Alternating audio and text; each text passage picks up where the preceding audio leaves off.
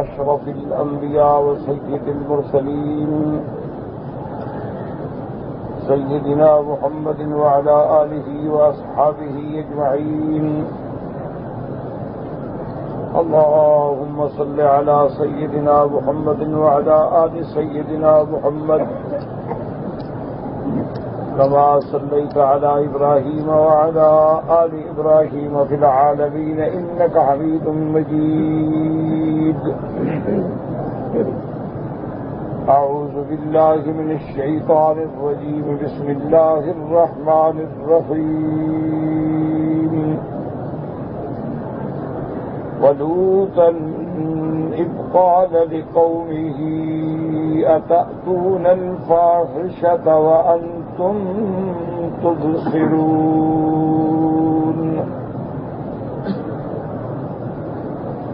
أئنكم لتأتون الرجال شهوة من دون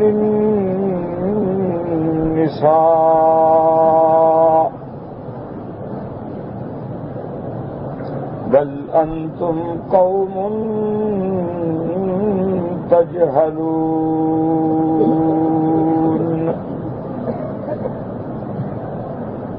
فما كان جواب قومه إلا أن قالوا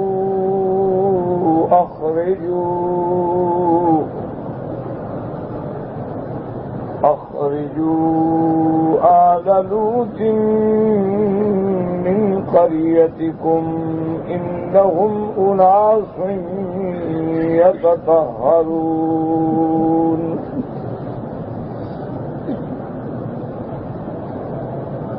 فأنجيناه وأهله إلا امرأته قدرناها من الغابرين.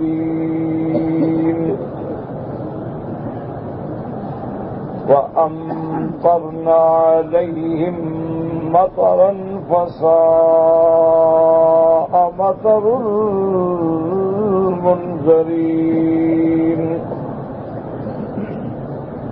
قل الحمد لله وسلام على عباده الذين اصطفى. الله خير أما يشركون. أمن خلق السماوات والأرض وأنزل لكم من السماء ماء فأنبتنا به حدائق ذات بهجة ما كان لكم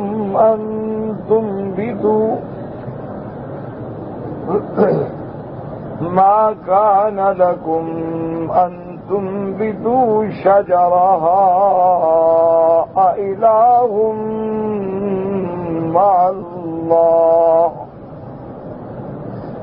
بل هم قوم يعدلون. اللہ تبارک و تعالی نے کلام مقدس کی ان آیات مبارکہ میں قصہ قوم لوط کے بارے میں ارشاد فرمایا ہے.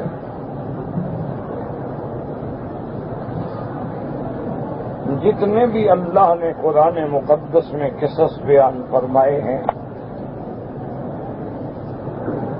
یہ قصص جو ہیں ان کے اندر امت محمد مصطفیٰ صلی اللہ علیہ وسلم کے لیے بہت بڑی عبرتیں ہیں، سبق ہیں، مواعظ ہیں، نصائح ہیں. لیکن شرط یہ ہے کہ کوئی اس سے عبرت پکڑنا سیکھے. یہ کوئی ایسی بات نہیں ہے کہ جیسے کوئی کسی کی کتاب اٹھا کے آپ پڑھ لیں. اللہ تبارک و تعالیٰ نے خود فرمایا ہے کہ میرے محبوب ہم نے جو قرآن میں واقعات اور قصے بیان کیے ہیں ایک تو آپ کے دل مبارک کی تسلی کے لیے اور دوسرا آپ کی امت کے نصائح اور عبر کے لیے ہے کہ امت کو سبق لینا چاہیے کہ قوم نوح پہ اللہ کا عذاب کیوں آیا.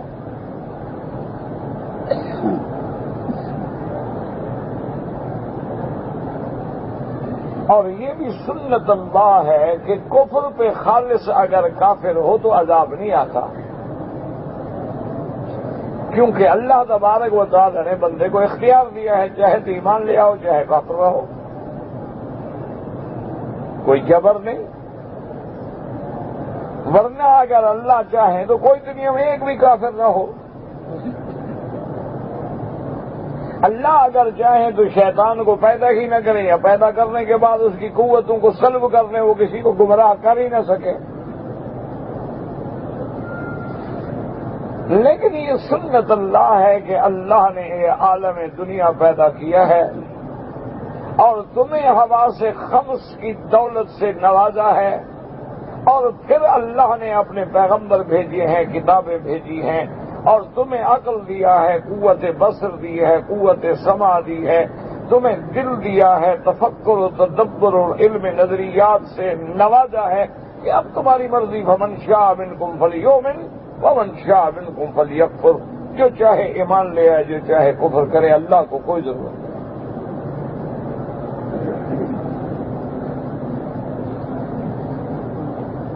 اور اسی طرح یہ یاد رکھیں کہ اگر آپ حضرت نوح علیہ السلام سے لے کر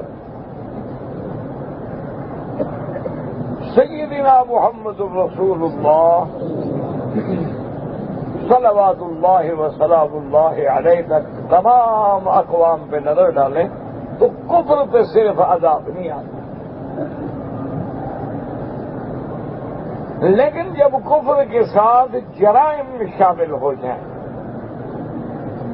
کہ کافر بھی ہے اب مجرم بھی ہے، کافر بھی ہے اب ڈاکو بھی ہے، کافر بھی ہے اب قاتل بھی ہے، کافر بھی ہے اب زنا اور لواطت کا منبع بھی ہے، کافر بھی ہے اور مفسد فی الارض بھی ہے، پھر اللہ کا عذاب آتا. اسی لیے اس کو علماء اور دنیا کے پڑھے لکھے لوگ جو ہیں مثالیں دیتے ہیں کہ بھئی اقتدار ہو یا حکومت ہو یا سرداری ہو، وہ کفر کے ساتھ تو رہ سکتی ہے لیکن ظلم کے ساتھ نہیں رہ. اب دیکھیں کہ مکے کے سردار جو ہیں میرے آقا کے جو دادے ہیں وہ کب سے چلے آ رہے ہیں، یعنی محمد ابن عبداللہ ابن عبد المطلب ابن ہاشم ابن عبد مناف ابن قصی ابن کلاب ابن مرہ، یہ سارے سردار ہیں. لیکن عذاب کب آیا کہ جب ابو جہل اینڈ کمپنی نے مسلمانوں کے خلاف محاذ بنا دیا اور ظلم و تشدد شروع کیا تو پھر اللہ کے عذاب. اسی طرح نوح علیہ السلام کی قوم جو ہے وہ کافر ہے، بتوں کی پجاری ہے، عبدت الاوثان والاصنام ہے، اور آپ نے 950 سال تک دعوت دی، لیکن عذاب نہیں آیا. عذاب اس وقت آیا کہ جب انہوں نے حضرت نوح علیہ السلام کو مارنا شروع کر دیا. حضرت نوح علیہ السلام کو مار مار کے بے ہوش کر کے پھینک دیتے. ایمان لانے والوں کے ظلم و تشدد کے پہاڑ توڑ ڈالے تو اب اللہ کا عذاب آ گیا. تو اس لیے ہمیشہ یاد کریں کہ عذاب من حیث الکفر نہیں آتا. کافر ہے دنیا میں زندہ رہے گا، کھائے گا، پیے گا، اولاد ہے، دولت ہے، سب کچھ ہے. اللہ جیسے مسلمانوں کو دیتا ہے کافر، بلکہ کافروں کو تو زیادہ دیتا ہے. ان کے لیے تو ہے ہی یہی دنیا، نہ آخرت ہے ہی نہیں. ایمان والے جو ہیں وہ تو بلکہ الٹا امتحان میں ہوتے ہیں. کافر ہیں، فاسق ہیں، فاجر ہیں، وہ تو عائش کرتے ہیں دولت سے. محل ہیں، دولت ہے، شرابیں ہیں، کبابیں ہیں، عیاشیاں ہیں، تمام چیزیں ان کے پاس مہیا ہیں. تو اس لیے اللہ تبارک و تعالی نے ہمیں قوم نوح علیہ السلام کا واقعہ بیان فرمایا، قوم عاد کا واقعہ بیان فرمایا، قوم سمود کا قصہ بیان فرمایا، اور اس کے بعد آج کے سبق میں اللہ نے حضرت لوط علیہ السلام اور ان کی قوم کا قصہ بیان کیا۔ ایک بات یہ بھی یاد رکھیں کہ جب تم قرآن پڑھو نا تو غور کیا، یہ نہیں کہ لوط علیہ السلام کا قصہ پڑھا اور کانوں سے گزر گیا۔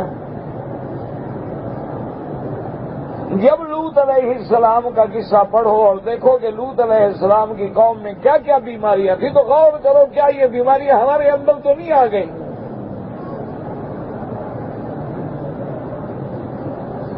اس لیے اللہ نے قرآن میں ان واقعات کو بیان کیا ہے کہ امت محمد مصطفیٰ کو جھنجھوڑا جائے، جگایا جائے کہ غور کرو کہیں تمہارے اندر تو یہ بلا نہیں آئی۔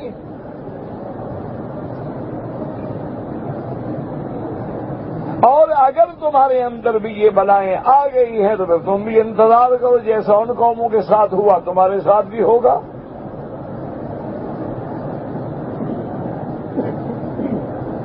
اس لیے اللہ تبارک و تعالی نے کہیں تفصیل سے، کہیں اجمال سے، کہیں اختصار سے، کہیں اطناب سے واقعات کا ذکر فرماتے ہیں۔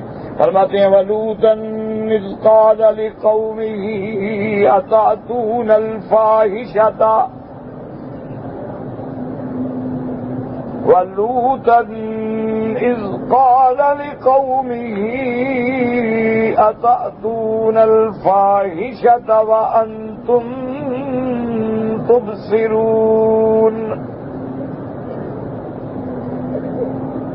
اللہ تبارک و تعالیٰ فرماتے ہیں کہ لوط علیہ السلام نے جب اپنی قوم سے فرمایا، لوط علیہ السلام اور حضرت ابراہیم الخلیل علیہ السلام کا زمانہ ایک ہے، اور لوط علیہ السلام اور حضرت ابراہیم علیہ السلام کی رشتہ داری بھی ہے، اور سیدنا ابراہیم علیہ السلام کا الگ قوم کے ساتھ پالا پڑا ہے اور لوط علیہ السلام کا الگ قوم کے ساتھ۔ یہ لوط علیہ السلام کی قوم جو ہے آج کل جو ملک اردن کہلاتا ہے اس اردن کے علاقے میں آباد تھی، اور ان کے 5 بہت بڑے بڑے قصبے تھے، اور علماء نے یہ بھی لکھا ہے کہ وہ لاکھوں کی تعداد میں تھے، یعنی یہ بھی نہیں کہ 200 400 اور 500 بلکہ لاکھوں کی تعداد میں تھے۔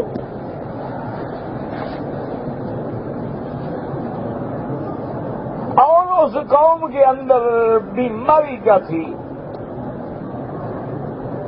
اس قوم کے اندر کئی بیماریاں تھیں، اور سب سے بڑی بیماری یہ تھی نعوذ باللہ کہ وہ عورتوں کے علاوہ لڑکوں کے ساتھ بدفعلی کرتے تھے۔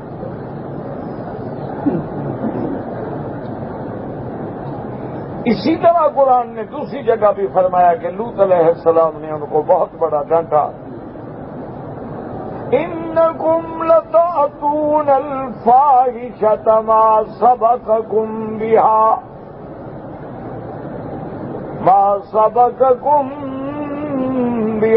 أَحَدٌ مِّنَ الْعَالَمِينَ۔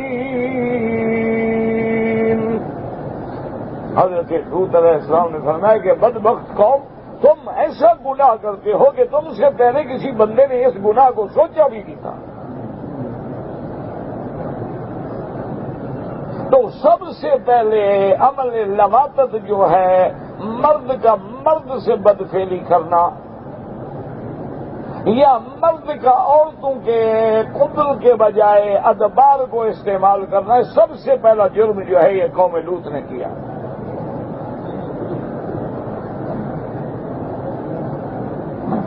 اور دوسری برائی کیا تھی اس کو دیکھیں، قرآن پاک نے اس آیت میں ذکر فرمایا ہے کہ أَتَأْتُونَ الْفَاحِشَةَ وَأَنْتُمْ تُبْصِرُونَ۔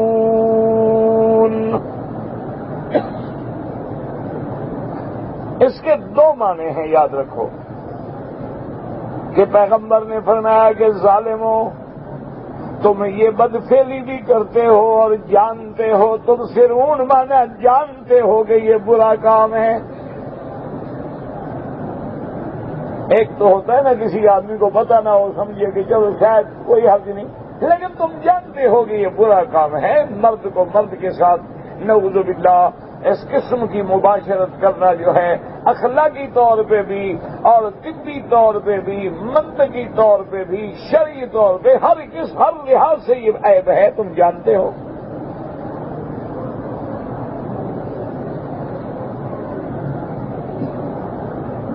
ایک ترجمہ یہ کیا مفسرین نے اور دوسرا قول بھی ہے، فرمایا اتأتون الفاحشۃ وانتم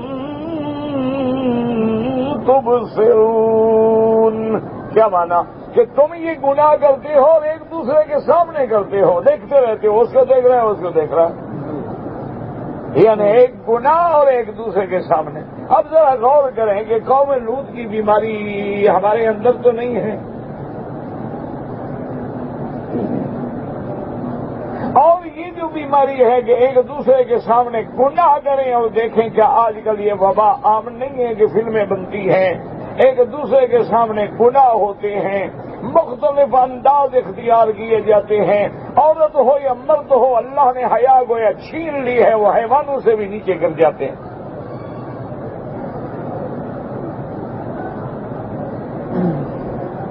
اسی لیے قرآن نے فرمایا ہے کہ انسان کو جو میں نے عزت دی ہے، انسان اگر اونچا ہو تو ملائکہ سے بھی اونچا ہو جاتا ہے، اور گرنے پہ آ جائے تو پھر کتے سے بھی نیچے گر جاتا ہے۔ آپ اس پہ کتاب الحیوان اٹھا کے دیکھ لیں، اور دنیا کی کتابیں جو علماء نے حیوانات سے لکھی ہیں دیکھ لیں، دنیا میں کوئی نجس جانور ہے، خنزیر ہے، کتا ہے، وہ بھی ایک دوسرے سے بدفعلی نہیں کرتے جیسے انسان کرتا ہے۔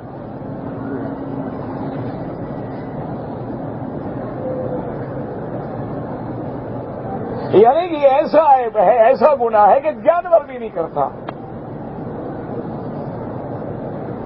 چلو پاک جانور تو پاک جانور، حلال جانور، جو حرام جانور ہیں، پرید ہے، کتا نجس العین ہے، خنزیر نجس العین ہے، لیکن وہ بھی ایک دوسرے سے بدفعلی نہیں کرتے۔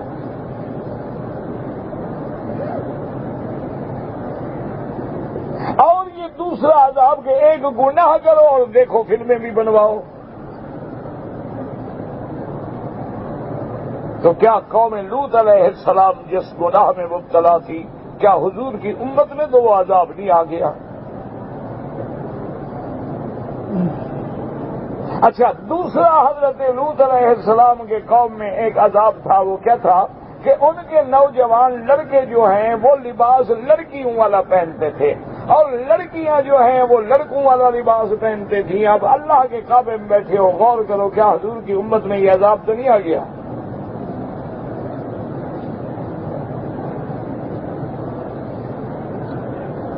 لوط علیہ السلام کی قوم کے لڑکے جو ہیں وہ لڑکیوں کا لباس پہنتے اور لڑکیوں کی طرح میک اپ کرتے ہیں، لڑکیوں کی طرح سنگار کرتے، لڑکیوں کی طرح سرخیاں لپسٹک لگاتے، لڑکیوں کی طرح پاؤڈر لانڈر استعمال کرتے، اور لڑکیوں کی طرح نخرے سے بولتے اور لچک کے چلتے اور مٹک کے چلتے، اور لڑکیاں جو ہیں وہ لڑکے بن کے سامنے آتی۔ کیا حضور کی امت میں آج یہ اللہ کا عذاب آ تو نہیں گیا کہیں؟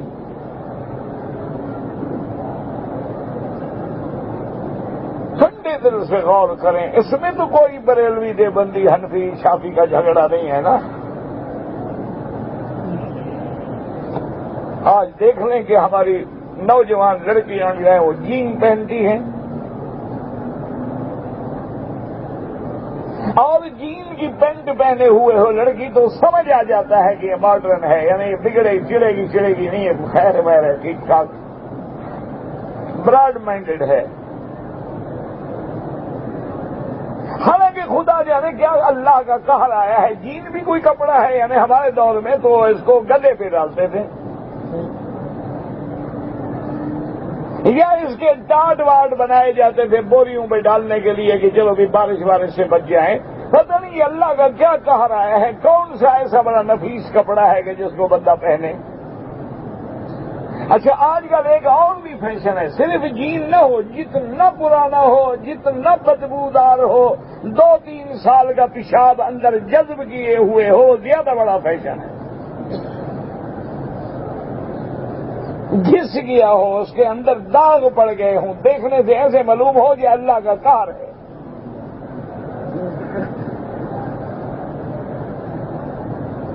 اور اسی طرح دیکھیں کہ آج جناب لڑکیاں جو ہیں وہ شولڈر کٹ ہے اور یہ فلاں کٹ ہے، لڑکوں کی طرح بال بناتی ہیں، لڑکوں کی طرح وہ باقاعدہ شرٹ پہنتی ہیں، اور اسی طرح آزاد ہو کے بغیر کسی دوپٹے کے، بغیر کسی احترام کے لڑکوں کے ساتھ ہاتھ میں ہاتھ ڈالے موٹر سائیکل پہ پیچھے بیٹھے ہوئے بیچ پہ جا رہی ہیں، اور جناب وہاں واک بھی ہو رہی ہے اور ڈانس بھی ہو رہے ہیں، اور پاپ میوزک ایک اور اللہ کا قہر ہے۔ یعنی دیکھنے والا سننے والا سمجھے کہ پاگل ہو گئے ہیں، آدمی پاگلوں کی طرح سر مار رہا ہو۔ ہمارے یہاں کسی کو کہتے تھے جن آ گئے ہیں، وہ ایسے سر مارتے تھے۔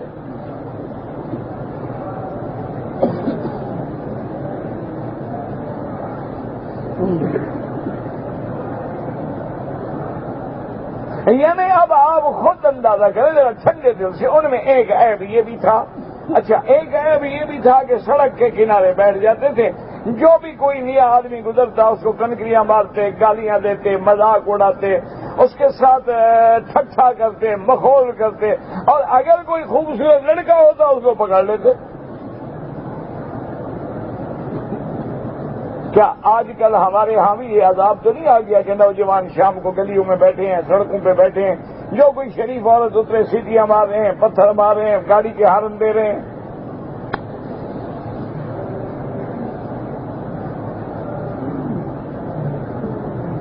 یہ قوم لوط کے اعمال تھے جو اللہ نے قرآن میں ذکر کیا۔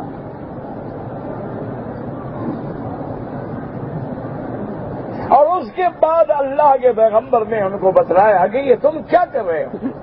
أَإِنَّكُمْ لَتَأْتُونَ الرِّجَالَ شَهْوَةً مِّن دُونِ النِّسَاءِ۔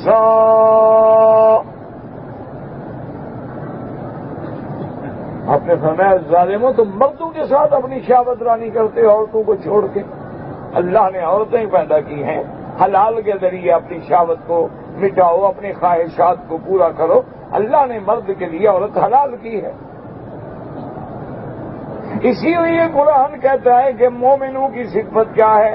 والذین هم لفروجهم حافظون الا على ازواجهم او مما ملكت ايمانهم فإنهم غير ملومين فمن ابتغى وراء ذلك فأولئك هم العادون۔ اللہ نے فرمایا ایمان والے بندے اپنی شرمگاہوں کی حفاظت کرتے ہیں، اپنی خواہشات کا ازالہ اپنی بیوی یا جو جنگ میں باندی حاصل ہو اس کے ذریعے طے کرتے ہیں، اس کے علاوہ وہ کبھی تجاوز نہیں کرتے، اگر کریں تو وہ حد سے نکلنے والے ہیں۔ اللہ نے تمہیں اجازت دی ہے کہ ایک شادی کر لو، 2 کر لو، 3 کر لو، 4 کر لو، لیکن یہ حکم نہیں دیا نعوذ باللہ کہ تم حدود اسلامی سے نکل جاؤ۔ اس لیے حضرت لوط علیہ السلام نے ان کو بڑا ڈانٹا، دعوے تم کیا ظلم کرتے؟ فرمایا بل انتم قوم تجہلون، بلکہ آپ نے فرمایا تم تو جاہل قوم ہو، تمہیں کوئی حق بات سمجھ ہی نہیں آتی۔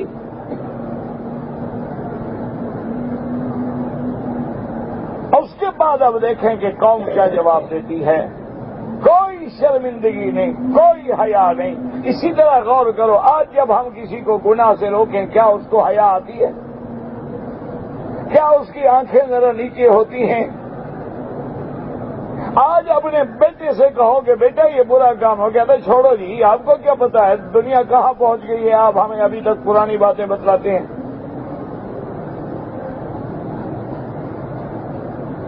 دیکھیں کہ حضرت لوط کی قوم نے بھی کیا جواب دیا۔ حضرت پیغمبر کی نصیحت کا فما کان جواب قومه الا ان قالوا اخرجوا آل لوط من قريتكم انہم اناس یتطہرون. قوم نے کیا جواب دیا؟ کہنے لگے آپس میں مل کے کہ بھئی سارے اکٹھے ہو کے اخرجو لوط کو اور لوط پہ ایمان والوں کو، لوط کی اتباع کرنے والوں کو اپنی بستیوں سے نکال دو. یہ بڑے پاک بنتے ہیں، ایسے پاک بعد لوگوں کو رہنے کی کیا ضرورت ہے، نکال دو ان کو بس.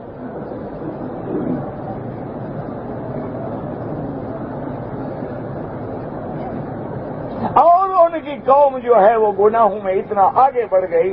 ذرا ٹھنڈے دل سے اپنے اپنے گریبان میں جھانکو. اللہ کا قرآن ہمیں جھنجھوڑتا ہے، جگاتا ہے. یہ الگ بات ہے کہ تم خواب غفلت میں پڑے ہوئے ہو. یہ قوم اس حد تک بڑھ گئی کہ ایک دن لوط علیہ السلام کھڑے ہیں اور 3-4 خوبصورت نوجوان لڑکے آ گئے.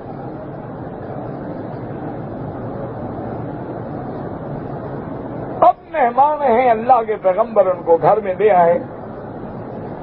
قوم کو پتہ چلا کہ بھئی آج تو حضرت لوط علیہ السلام کے گھر میں ایسے لڑکے ہیں، ایسے خوبصورت ہیں، وہ تو ہیروں کی طرح ان کے چہرے چمکتے ہیں، ایسے خوبصورت تو ہم نے دیکھے نہیں. چلو پکڑو حضرت لوط علیہ السلام کے گھر میں جائیں، پکڑے ہم کو.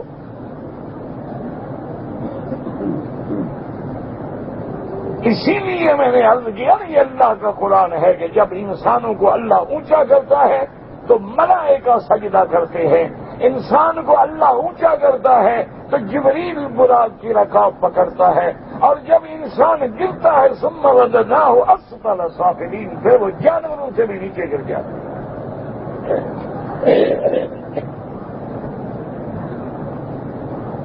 اب حضرت لوط علیہ السلام کھڑے ہیں اور جناب بھاگتے ہوئے قوم آ گئی. پورے گھر کو گھیرا دے لیا. لوط علیہ السلام کو بلایا، کہنے لگے کہ بھئی یہ لڑکے ہمارے سپرد کرنے کا خدا کا خوف کرو. انہا اولائی ضیفی، یہ میرے مہمان ہیں، مجھے رسوا نہ کرو.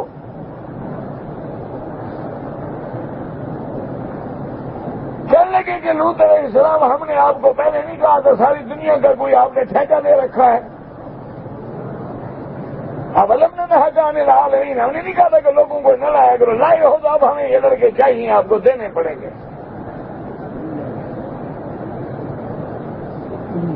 اللہ کے پیغمبر نے ان کو پھر سمجھانے کی کوشش کی کہ ہؤلاء بناتی ان کنتم فاعلین. اللہ کے پیغمبر نے کہا ظالمو تمہارے گھروں میں جو بیویاں ہیں وہ میری بیٹیاں ہیں. اگر تمہیں شہوت نے اتنا اندھا کر دیا ہے تو اپنی بیویوں سے جا کے شہوت مٹا لو.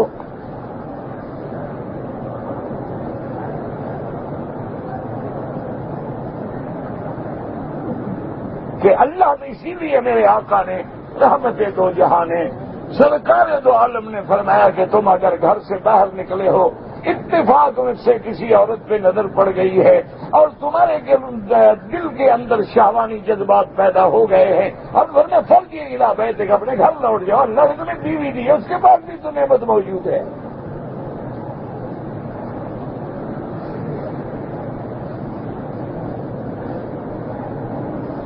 اسی لیے فقہا نے مسئلہ لکھا ہے کہ اگر کوئی عورت تنور پہ کھڑی ہوئی روٹیاں لگا رہی ہے، تنور پہ روٹیاں در غفلت کرو جلدی جلدی جل جاتی ہے نا، لیکن خامد نے اپنی خواہش کے لیے بلایا ہے تو میں کہا دو روٹیاں چھوڑ دو، اپنی خامد کی خواہش پوری کرو.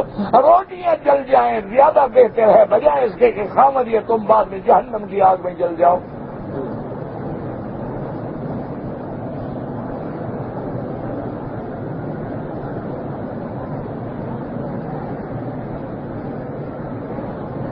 اسی لیے حدیث مبارک میں آتا ہے کہ جب آدمی اپنی بیوی کو اپنے بستر کے لیے بلاتا ہے اور بیوی میں کوئی عذر نہیں، یعنی کوئی حیض نہیں، کوئی نفاس نہیں، کوئی بیماری نہیں، بس انکار کر دیتی ہے، بہانہ کر جاتی ہے، اللہ کے فرشتے اس کے ساری رات لعنت کرتے ہیں کہ تم نے اللہ کے ایک بندے کی خواہش کو کیوں پورا نہیں کیا. یہ کیوں ہے حدیثیں؟ تاکہ ہم حرام نہ کریں. اگر آدمی کو حلال کے ذریعے سے اپنی خواہشات پوری کرنے کا راستہ ملے تو خواہ کیوں حرام میں منہ مارے گا؟ حضرت لوط علیہ السلام نے کہا، سمجھایا، انہوں نے کہا دیکھو بات سنو، آپ جتنا مرضی آئے زور لگا لو، یہ لڑکے ہمارے حوالے کرو۔ حضرت لوط علیہ السلام گھبرا گئے، پریشان ہو گئے کہ یا اللہ، آج میری عزت داؤ پہ لگ گئی ہے کہ میں اپنے مہمانوں کی عزت بھی نہیں بچا سکتا۔ قرآن کہتا ہے کہ لوط علیہ السلام نے کہا قال لو ان لی بکم قوۃ، ہائے کاش آج میرے پاس طاقت ہوتی تو میں تمہارا مقابلہ کرتا، میں اکیلا ہوں، کیا مقابلہ کرتا؟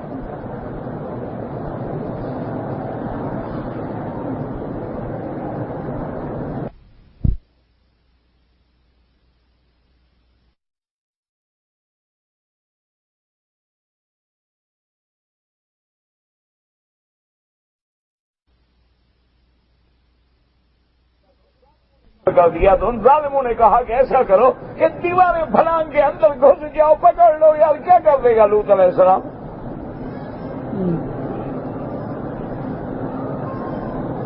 حضرت لوط علیہ السلام جب بہت گھبرا گئے تو اب وہ جو نوجوان آئے تھے نا وہ بول پڑے، ان میں سے ایک بول نے کہا حضرت آپ نہ گھبرائیں، کیوں گھبرا رہے؟ انا رسل ربک لن يصلوا الیک، انہوں نے کہا لوط علیہ السلام ہم لڑکے وڑکے نہیں، ہم تو اللہ کے فرشتے ہیں، یہ تمہارا کچھ نہیں بگاڑ سکتے، ان کو کہو پڑے تو صحیح تمہاری طرف ذرا، اور تمہارے لیے فَأَسْرِ بِأَهْلِكَ بِقِطْعٍ مِّنَ اللَّيْلِ، اور تمہارے لیے حکم خداوندی یہ ہے کہ جب رات ہو جائے تو تم اپنے گھر والوں کو لے کے، اپنی بچیوں کو لے کے اس بستی سے نکل جاؤ۔ وَلَا يَلْتَفِتْ مِنْكُمْ أَحَدٌ، اور پیچھے مڑ کے بھی نہ دیکھنا کہ ان بستی والوں کا کیا حشر ہوتا ہے۔ اس لیے علماء نے لکھا ہے کہ اگر بستی میں گناہ ہے، زنا ہے، فحاشی ہے، شراب ہے، عیاشی ہے، بدماشی ہے، اس بستی کو چھوڑ دو۔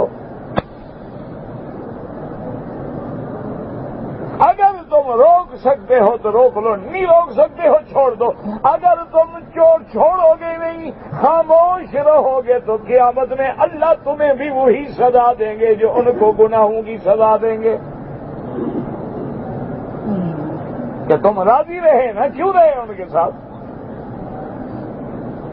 اس لیے حکم ہے کہ یا گناہ کو مٹا دو، نہیں مٹا سکتے علاقہ چھوڑ دو، وہ بستی چھوڑ دو، شہر چھوڑ دو، جگہ بدل دو۔ اللہ کے حکم سے فرشتوں نے کہا کہ حضرت آپ رات کو چلے جائیں اور پیچھے مڑ کے بھی نہ دیکھیں، ہم آپ کو بتا دیں، اللہ آپ کو نجات دیں گے، آپ پہ ایمان والوں کو نجات دیں گے، الا امرأتک، پر تیری بیوی کو نجات نہیں ملے گی۔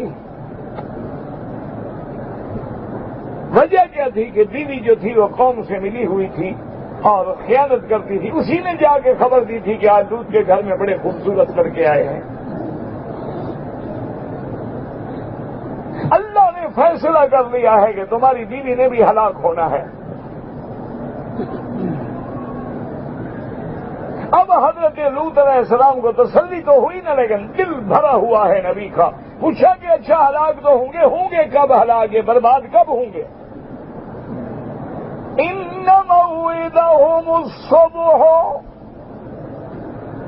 فرشتوں نے کہا کہ حضرت ان کے ہلاکت کا وقت جو ہے جب صبح کا ستارہ چمکے گا، تیری قوم کے مقدر کا ستارہ ڈوب جائے گا۔ تو حضرت لوط علیہ السلام اتنے جلے ہوئے تھے نا قوم سے، کہنے لگے صبح ابھی تو رات بھی نہیں ہوئی، بڑی دیر ہے، ابھی کیوں نہیں برباد ہوتے؟ دفع ہوں، ایسی گستاخ قوم جس کو نبی کا بھی حیا نہ ہو۔ فرشتوں نے کہا حضرت صبر کریں، اللہ کے فیصلے بدلہ نہیں کرتے۔ الیس الصبح بقریب، آپ نہ ڈریں، آپ نہ گھبرائیں، صبح بھی قریب ہے، وقت آنے والا ہے ان کے جو فیصلہ ہو چکا ہے، اللہ کا فیصلہ کبھی نہیں بدلتا ہے۔ اب جب صبح کا وقت آیا، اللہ نے حکم دیا فرشتوں کو کہ قوم لوط کی بستی جو ہے، 5 بستیاں تھیں قوم لوط کی، سب سے بڑی بستی قریہ سدوم تھی، اور 5 بستیوں کو من تخوم الارض، زمین کے جڑوں سے اٹھا لو، ان کو لے آؤ اوپر آسمان کی طرف اٹھا کے۔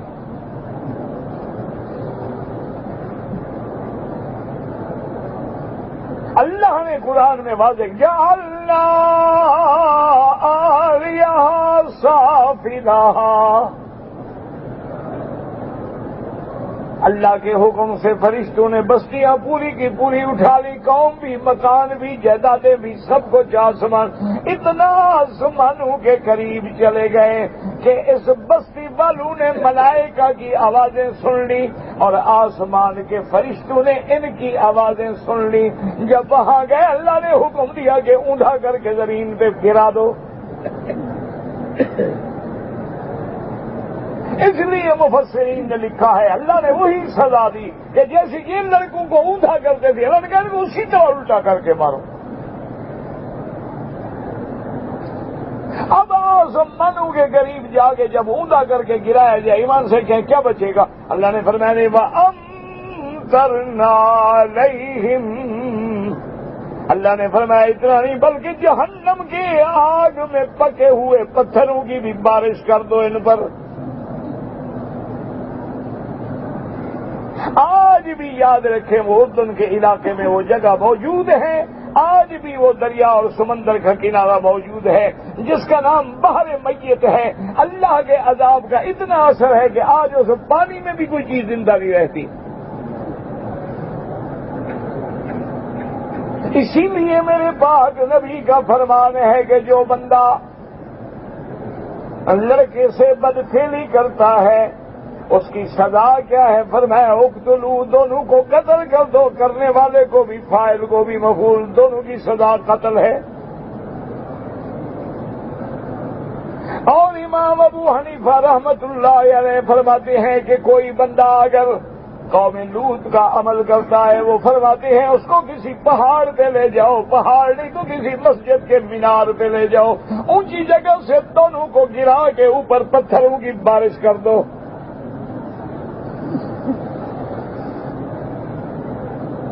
یہ اتنا بڑا جرم ہے، لیکن مہربانی کر کے غور کریں، کیا حضور کی امت میں تو نہیں آ گیا؟ کیا آج فلمیں دیکھ دیکھ کے ہر بندہ جو ہے اپنی بیویوں سے تو ایسا منہ کالا نہیں کر رہا؟ اور میرے نبی کی حدیث فرمایا ملعون من اتا، جو بندہ اپنی بیوی کو غلط استعمال کرتا ہے اس پہ اللہ کی لعنت ہے۔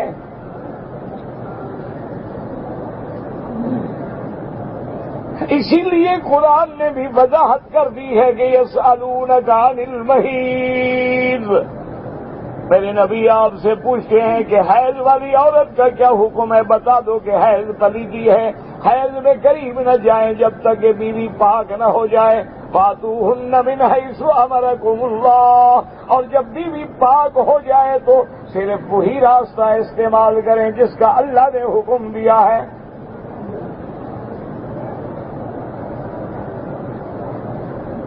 تو اس لیے یہاں قرآن پاک نے اختصار کیا ہے کہ حضرت لوط علیہ السلام کے جواب میں پتہ قوم نے کیا کہا؟ ان کو نکالو، یہ بڑے نیک بنتے ہیں، بڑے نیک پاک لوگ ہیں، ان کو نکالو۔ اللہ فرماتے ہیں پھر ہم نے کیا کیا؟ فَأَنجَيْنَاهُ وَأَهْلَهُ، ہم نے بھی حضرت لوط کو پناہ دی، ان کے اہل کو بھی پناہ دی، إِلَّا امْرَأَتَهُ، مگر اس کی عورت کو پناہ۔ اب دیکھیں خامد نبی ہے لیکن اپنی عورت کو نہیں چھڑا سکتا، تیرے پیر پتہ نہیں کتنے زور والے ہیں جو تمہیں چھڑا لیں گے۔ نبی نہیں چھڑا سکتا اپنی بیوی کو، پیر چھڑا لے گا اپنے مرید کو۔ إِلَّا امْرَأَتَهُ قَدَّرْنَاهَا مِنَ الْغَابِرِينَ، غابرین مانا حالکین. اللہ نے فرمایا تمہاری بیوی کے بارے میں ہم نے فیصلہ کر دیا ہے اپنی تقدیر کا کہ یہ بھی ان کے ساتھ برباد ہوگی. اب اسی سے ذرا غور کرو, نبی کی بیوی ہے, لیکن اگر گناہ گاروں سے تعلق ہے تو اللہ نے ان کے ساتھ ہلاک کیا ہے. اس لیے علماء نے لکھا لاکھ کلمہ پڑھو لیکن تیری شکل انگریزوں کی ہے, تیرا لباس انگریزوں کا ہے, تیرا گھر انگریزوں کا ہے, تیرا اٹھنا بیٹھنا کافروں کا ہے, کھانا پینا کافروں کا ہے. اسی طرح چھری کانٹے پکڑتے ہو, اسی طرح 3 پیس سوٹ پہنتے ہو, اسی طرح داڑیاں مڈواتے ہو, اسی طرح ڈرنک کرتے ہو, اسی طرح کلبوں میں جاتے ہو, اسی طرح پاپ میوزک سنتے ہو. اللہ قیامت میں بھی تمہیں ان کے ساتھ کھڑا کریں گے.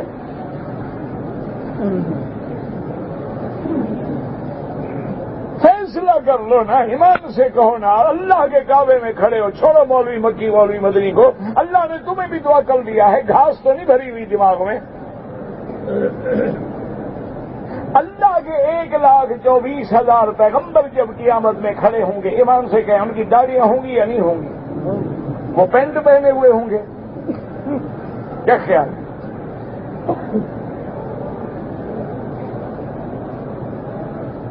اچھا, 1,24,000 پیغمبر ہیں, ان کے صحابہ ہیں, تابعین ہیں, محدثین ہیں, مجتہدین ہیں, اولیاء اللہ ہیں, اہل بیت رسول ہیں. ان سب کے چہرے مبارک جو ہیں وہ داڑھیوں سے منور ہوں گے یا نہیں ہوں گے؟ تو اب غور کر لیں کہ پھر ہم کہاں کھڑے ہوں گے. سوچ لیں, تمہاری مرضی ہے, یہ کسی پیر یا مولوی کی بات نہیں, تو نبی کا فیصلہ ہے کہ من تشبہ بقوم فہو منہم. جس قوم کی شکل بناؤ گے اسی میں سے اٹھائے جاؤ گے.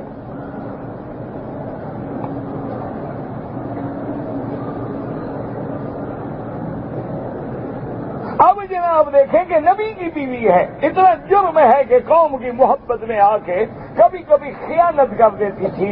حضرت لوط کے گھر کی باتیں ان کو بتا دیتی تھی. اللہ نے فرمایا یہ بھی ہلاک ہو, اور وہ ہلاک ہو گئی. وہ اللہ فرماتی کہ پھر ہم نے ہلاک کیسے کیا. وَأَمْطَرْنَا عَلَيْهِمْ مَطَرًا فَسَاءَ مَطَرُ الْمُنذَرِينَ. پھر ہم نے ان پہ برسایا می. کیسا می برسایا؟ پتھروں کا. اللہ فرماتے ہو کیسا برا برساؤ تھا جو ان پہ برسایا گیا, لیکن ان کو ڈرایا گیا, وہ نہ ڈرے. تو آگے فرماتے ہیں قُلِ الْحَمْدُ لِلَّهِ وَسَلَامٌ عَلَىٰ عِبَادِهِ الَّذِينَ اصْطَفَىٰ اللَّهُ خَيْرٌ أَمَّا يُشْرِكُونَ. اس میں 2 قول ہیں, یاد رکھو. بعض مفسرین کہتے ہیں اللہ نے لوط علیہ السلام کو حکم دیا کہ تم اللہ کا شکر کرو کہ اللہ نے ظالموں کو ہلاک و برباد کر دیا ہے. اور بعض علماء فرماتے ہیں نا, بس لوط علیہ السلام کا قصہ ختم ہو گیا. اللہ نے اپنے نبی محمد عربی کو حکم دیا کہ قُلِ الْحَمْدُ لِلَّهِ, میرا محبوب اللہ کا شکر کرو کہ میں نے تیری قوم کو لوط کی قوم کی طرح برباد نہیں کیا. میں نے تیری قوم کو موسیٰ کی قوم کی طرح خنزیر و بندر نہیں بنایا.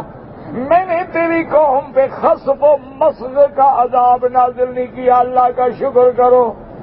قُلِ الْحَمْدُ لِلَّهِ وَسَلَامٌ, اور سلام کس پہ ہو؟ عَلَىٰ عِبَادِهِ الَّذِينَ اصْطَفَىٰ, بعض علماء فرماتے ہیں اس سے مراد یہ ہے کہ انبیاء پہ سلام جن کو اللہ نے چن لیا، اور بعض کہتے ہیں اللہ کے نبی کے صحابہ پہ سلام، اللہ نے ان کو نبی کی معیت کے لیے، نبی کی سنگت کے لیے چن لیا ہے۔ اور آخر میں پھر وہی توحید، اللہ خیر اما یشرکون، کیا اس ایک رب کی عبادت، اس کی وحدانیت، اس کی الوہیت پہ ایمان بہتر ہے، یا یہ جو لوگ شرک کرتے ہیں، کبھی درختوں پہ سجدہ ہے، کبھی بتوں پہ سجدہ ہے، کبھی زندوں کو سجدہ ہے، کبھی مردوں کو سجدہ ہے، کبھی قبروں پہ سجدہ ہے، کبھی تعزیے پہ سجدہ ہے، کبھی سورج پہ سجدہ ہے، کبھی آگ پہ سجدہ ہے، آج تک یہ فیصلہ نہیں کر سکے ہیں، ہر قوم کا اپنا خدا ہے، اپنا سجدہ ہے، فرمایا اصل وہ ہے جنہوں نے اللہ کی توحید کو سمجھا ہے۔ اللہ خیر اما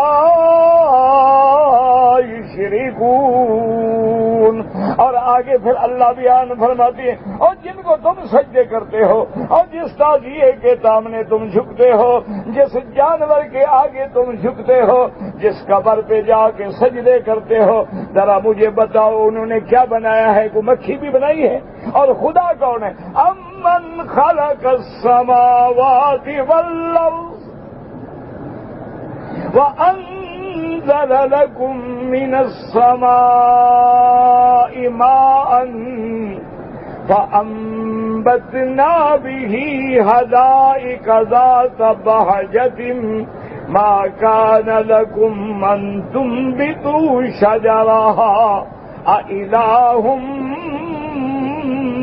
مَّعَ اللَّهِ بَلْ هُمْ قوم یعدلون۔ او خدا جس نے آسمانوں اور زمینوں کو پیدا کیا، جس نے آسمانوں سے پانی اتارا، جس نے زمینوں سے باغات نکالے رونق والے، ما کان لکم، تمہاری طاقت ہی نہیں تھی کہ تم ایک درخت پیدا کر سکو، اچھا وہ پیدا کرنے والا خدا بہتر ہے یا یہ جو کچھ مٹی بھی نہیں بنا سکتے، نہ مکھی بنا سکتے ہیں؟ الہم اللہ، کیا اس کے ساتھ کوئی الہ ہے؟ بالکل نہیں۔ بل ہم قوم یعدلون، اللہ نے فرمایا لیکن ایسی قوم ہے جو اللہ کے برابر دوسروں کو الہ بناتے ہیں، معبود بناتے ہیں۔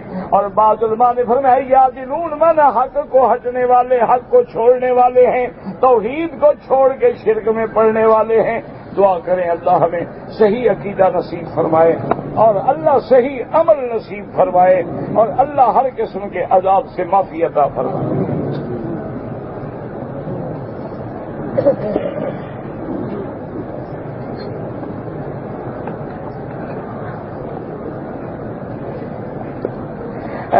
محکمہ منصوبہ بندی میں نوکری کرنا کیسا ہے؟ اگر اور نوکری نہ ملے تو کر سکتے ہو مجبوری میں، جیسے بینکوں کی نوکری ہے، اگر دوسری نوکری نہ ملے کر سکتے ہو، کیوں تم تو اپنی نوکری کی تنخواہ لیتے ہو نا، سود تو نہیں لیتے ہو۔ لیکن بہتر یہ ہے کہ ایسے محکمے، ایسے ادارے جن کے کام میں گناہ ہے ان سے بچیں، دوسری جگہ ڈھونڈیں تو زیادہ بہتر ہے۔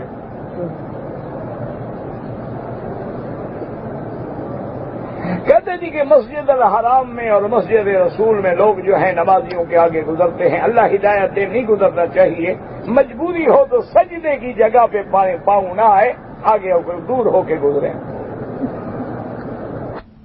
عورت کے چہرے پر حالت احرام میں کپڑا لگ جائے کوئی دم نہیں۔ بی بی عائشہ کی حدیث ہے، فرماتی ہے کہ جب احرام میں تھے ہم، اب مرد قریب آ جاتے، سدلنا علی وجوہنا، ہم اپنے چہروں پہ پردہ ڈال لیتے تھے، مرد دور ہو جاتے تو پردہ ہٹا دیتے تھے۔ کپڑا لگ جائے کچھ بھی نہیں ہوتا ہے۔ اگر کسی نے حالت احرام میں خوشبو والے صابن سے ہاتھ دھوئے ہیں تو 2-4 ریال صدقہ کر دے۔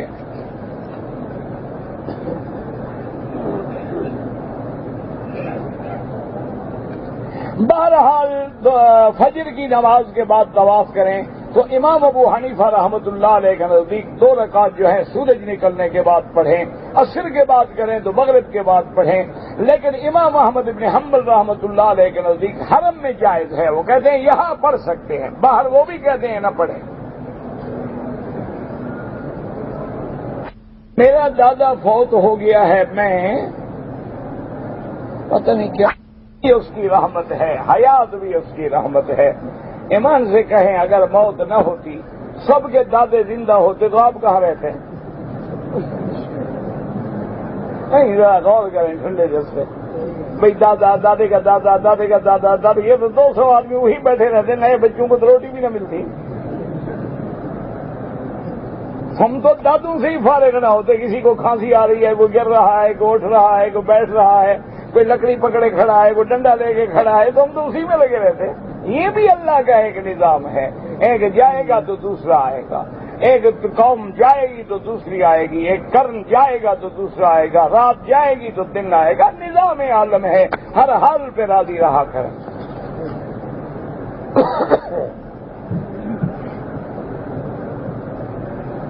اگر ایک آدمی نے مکے آ کے عمرہ کر لیا ہے، پھر مدینہ منورہ گیا، لیکن مدینہ منورہ سے وہ سیدھا جدہ گیا اور جدہ سے پاکستان چلا جائے، کوئی بات نہیں، کوئی مسئلہ نہیں۔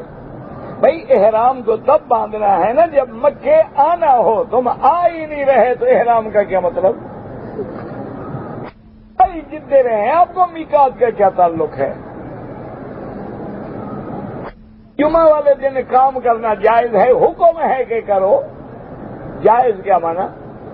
فَإِذَا قُضِيَتِ الصَّلَاةُ فَانتَشِرُوا فِي الْأَرْضِ فَابْتَغُوا مِنْ فَضْلِ اللَّهِ۔ اللہ نے فرمایا کہ جب جمعہ کی نماز ختم ہو جائے، جاؤ اللہ کا رزق کماؤ۔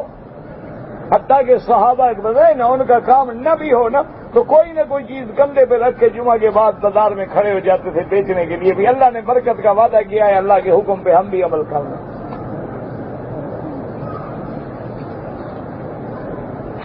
عمرہ کرے تو حج فرض ہو جاتا ہے، کوئی رہنے دے تو فرض ہوگا نا، تم پہ نہیں فرض ہوتا، جاؤ اپنے گھر۔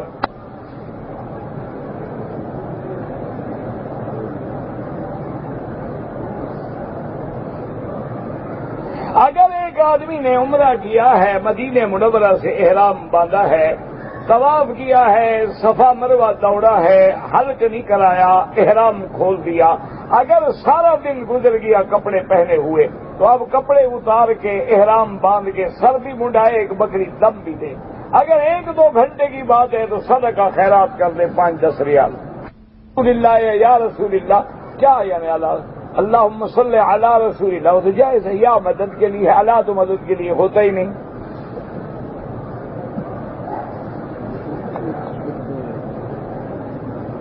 اگر ہم سنتیں پڑھ رہے ہیں اور نماز کھڑی ہو جائے، آپ نے 4 سنتوں کی نیت کی ہوئی ہے تو 2 پہ سلام پھیر کے جماعت میں مل جائیں، بعد میں وہ 2 سنتیں پوری کریں۔ شیئر کا کام کرنا جو ہے، یہ لوگ جو شیئر خریدتے ہیں جائز ہے، یہ دیکھنا پڑے گا کہ آپ کس کمپنی کے شیئر خرید رہے ہیں۔ وہ کمپنی اگر اسلام کے مطابق بزنس کرتی ہے، ان کا شیئر خریدنا بھی جائز ہے۔ اگر ان کا کاروبار حرام ہے تو شیئر بھی حرام ہے۔ کمپنی ہے وہ شراب بیچتی ہے تو اس کے شیئر خریدو گے، صاف بات ہے کہ حرام ہے۔ اچھا، ایک کمپنی ہے وہ سٹا کرتی ہے، سود کا کام کرتی ہے، اس کے شیئر خریدو گے، حرام ہے۔ کو محفوظ کرنے کا اسلامی طریقہ کیا ہے؟ خیرات کر تو محفوظ ہو گئی نہ۔ اللہ پہ اعتبار نہیں ہے؟ نہیں، اللہ پہ اعتبار ہے کہ نہیں ہے؟ اچھا، جو خیرات کرو گے اس کا اللہ بدلہ بھی دیں گے کہ نہیں دیں گے؟ محفوظ بھی ہو گئی، دولت بھی بڑھ گئی۔ اچھا، دوسرا طریقہ یہ ہے کہ کوئی جائیداد خرید کر کے ڈال دو، محفوظ ہو گئی۔ 2 ڈائمنڈ خرید کر کے رکھ لو، محفوظ ہو گئی۔ اگر کوئی حل نہ ہو، ضرور تم نے بینک میں مرنا ہے تو پھر کرنٹ اکاؤنٹ میں رکھ لو، محفوظ ہو گئی۔ سیونگ اکاؤنٹ میں نہ رکھو، پر نیت بھی تو ٹھیک ہو نا۔ اچھا، خدا کی شان دیکھو، ڈائمنڈ وغیرہ پہ زکات بھی نہیں ہے، یعنی اگر آدمی ڈائمنڈ ہے، یاقوت ہے، زمرد ہے، یہ قیمتی جو پتھر ہے، ایک ایک پتھر جو ہے ماشاءاللہ 10-10 لاکھ کا، 5 لاکھ، 15 لاکھ، 20 لاکھ، 50 لاکھ کا، زکات بھی نہیں ہے تو زیادہ اچھا جب چاہو بیچ بھی سکتے ہو، لیکن لینے کے وقت غلطی نہ کرو. اگر لینے کے وقت غلطی کرو گے پھر انشاءاللہ جلدی ڈوب جاؤ گے. لینے کے وقت آپ تسلی کریں، جو لوگ جانتے ہیں اس کی باقاعدہ فلم ہوتی ہے، اس کی گارنٹی ہوتی ہے، اس کی کٹنگ کے فیصلے ہوتے ہیں، پھر سوچ کے لیں. ایسے نہیں کہ جا کے سر مار دیں. ابھی تک 1400 سال گزر گئے، تمہیں یہ پتہ نہیں لگا کہ حضور نور تھے یا بشر تھے، تو کلمہ کس کا پڑھتے ہو؟ نا تم کلمہ کس نبی کا پڑھ رہے ہو؟ اتنا عرصہ جو ہو گیا. حضور کے ابا کا نام کیا تھا؟ ہاں جی بھائی جلدی جلدی بتاؤ نا. محمد ابن. تو نور کے باپ کا نام بتاؤ. جبریل کے ابا کا نام کیا ہے؟ نہیں آتا. تو جس کا ابا معلوم ہے صاف بات ہے بشر ہے. ایک اصولی بات ہے کہ اندھے کو بھی پتا ہے کہ جس کا باپ موجود، دادا موجود، نانا موجود، ماں موجود، وہ نور کیسے ہو گیا؟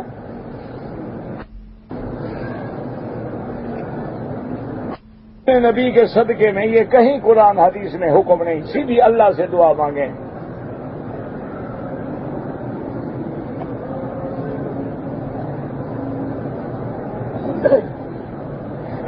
بعض علماء جو ہیں کہتے ہیں کہ مسواک جو ہے عند کل صلاۃ، یعنی ہر نماز سے پہلے.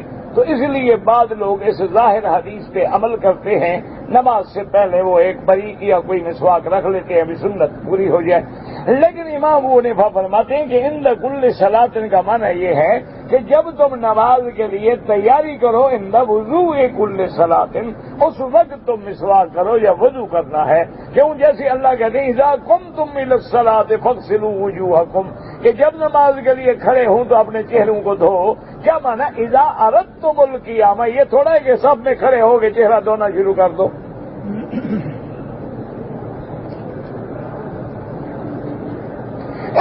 دے رہی ہے کہ مجھے شادی نہ کرو، تم بھی دھمکی دے دو کہ میں نہیں کرتا. بس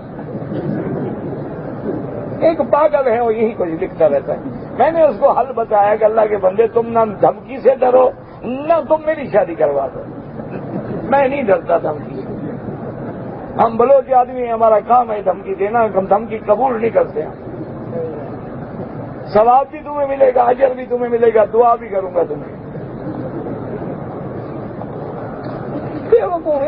تم پاگل ہو، روزانہ یہی لکھتے ہو، تمہیں حیا نہیں آتی. پھر کہتے ہو مکی صاحب ناراض ہو جاتی ہے. وہ 8 دن سے ایک بات تم بکواس لکھ رہے ہو. کب تک آدمی برداشت کرے؟ آخر انسان ہے.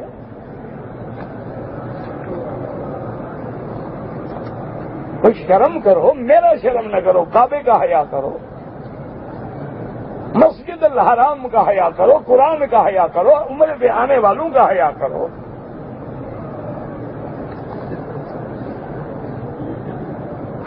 آدمی نے ذکر پڑھے اور دعائے قنوت نہیں پڑھی، حنفی ہے تو سجدہ سہو کرے گا. ان کے نزدیک دعائے قنوت واجب ہے. باقی ائمہ کے نزدیک دعائے قنوت سنتیں نہیں پڑھی تو کوئی حرج نہیں.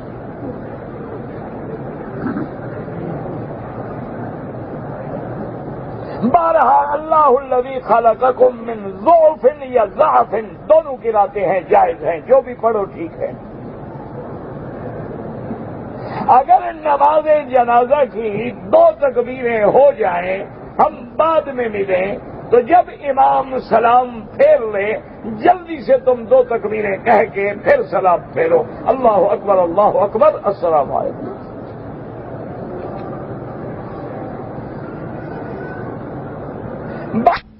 بینک اکیڈمی میں ملازمت کرتے ہیں، ملازمت ٹھیک ہے لیکن دوسری جگہ ڈھونڈو تو بہتر ہے. طواف الوداع واجب نہیں ہے، لیکن افضل یہ ہے کہ طواف الوداع کیا جائے. کیوں؟ موت حیات کا کیا پتہ ہے، پھر آنا ہوگا یا نہیں ہوگا. دعا کرتے ہیں کہ یا اللہ میرا شوہر مر جائے. کیوں مر جائے بھائی؟ انا للہ و انا الیہ راجعون. بس کیا پتہ نہیں اب یہ کیا مسئلہ. اچھا یہ کیا مسئلہ ہے، میں کیا کروں؟ نہیں ٹھنڈے دل سے ایک آدمی کا بیوی ناراض ہے، وہ کہتی ہے شوہر مر جائے. ایک آدمی بیوی پہ ناراض ہے، وہ کہتی ہے بیوی مر جائے. مریں گے دونوں نہیں، اپنے وقت پہ مریں گے انشاءاللہ. اللہ نے دونوں کا ایک وقت لکھا ہے. دعاؤں سے مرتے نا تو سارے استاد مر جاتے. روز بچے دعا مانگتے ہیں استاد مرے چھٹی ہو مدرسے میں. ایک استاد بھی زندہ نہ ہوتا، معصوم بچے دعا مانگتے ہیں کہ اللہ کرے استاد آج بیمار ہو جائے چھٹی ہو جائے، استاد کو بخار آ جائے چھٹی ہو جائے، استاد مر جائے چھٹی ہو جائے. نہ استاد کو بخار آتا ہے نہ مرتا ہے.